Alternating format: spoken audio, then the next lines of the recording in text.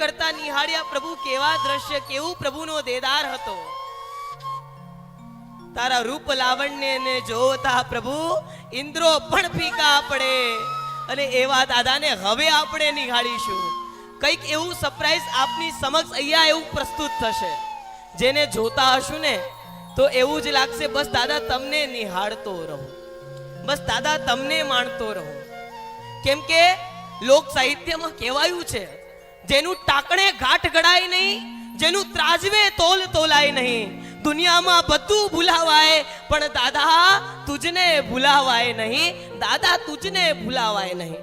અને એવા દાદા 12 ગુણોના અતિશયોથી યુક્ત, 12 ગુણોના ધારક, અશોક વૃક્ષ સુરપુષ્પ વૃષ્ટિ દિવ્ય ધ્વનિ ચામર ભાસનમ ચ દેવદુંદોપી રાત્રિકમ સત્પતિ હાર્યાણી જિનેશ્વરાણમ.